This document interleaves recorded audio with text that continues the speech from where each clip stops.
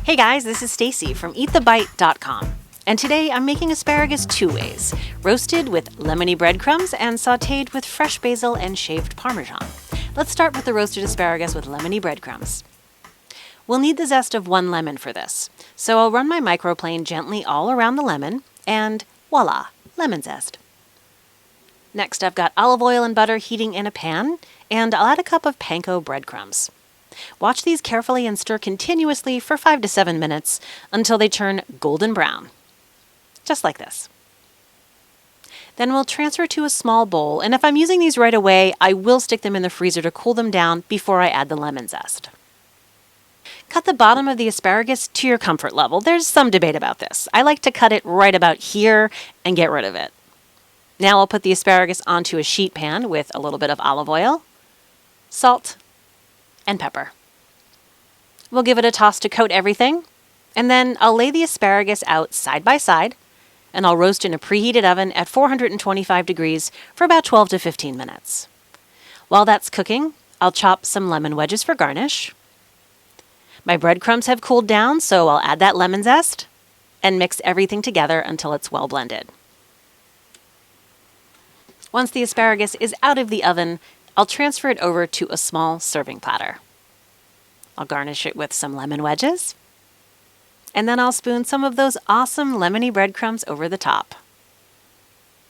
I had some chopped parsley on hand too, and I sprinkled a little of that on the top and around the edges. That's optional. And here's our finished product.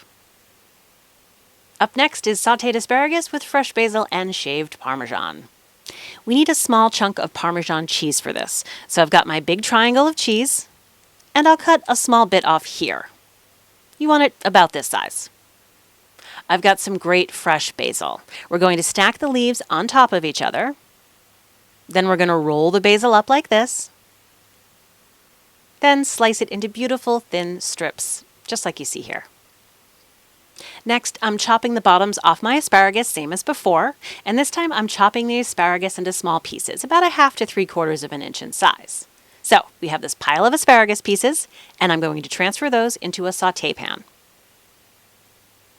Next, I'll cut a few lemon wedges for garnish, and I'm going to add a little olive oil to that asparagus, along with salt and pepper.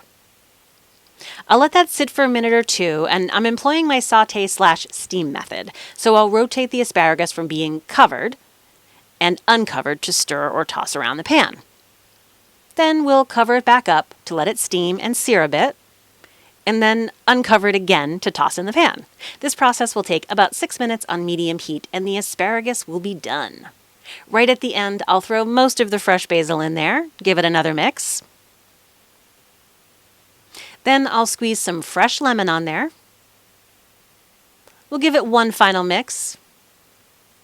Give it a toss around, and we're done. Let's take a closer look at that delicious asparagus. I transferred my asparagus to a bowl, and I'll add some fresh shaved Parmesan cheese to that. A lemon wedge, a little more strategically placed shaved parm, a pinch of fresh basil on top, and here's our final product, chopped asparagus with fresh basil and shaved Parmesan cheese.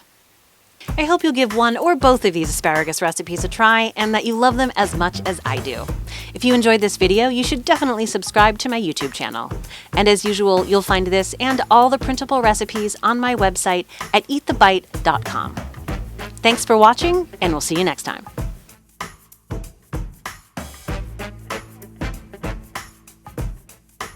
Oh, just a little individual portion for Stacy. I'm gonna eat this bite and then we're gonna decorate the platter. I'm just gonna pick it up with my fingers. Oh. Asparagus? Seriously, asparagus? Oh, I love that crunchy. Asparagus is such a wonderful vegetable. Perfectly cooked. Breadcrumbs are awesome. I'm eating with my fingers. I'm scooping the crumbs with my fingers. Okay, let's decorate the little platter I'm gonna put out. These breadcrumbs, seriously, You can use it on salad, you can use it on fish, scallops. These are really good breadcrumbs for scallops, actually. You can use them, put them on top of grilled chicken. Okay. Now I gotta get my platter. Let me get my platter.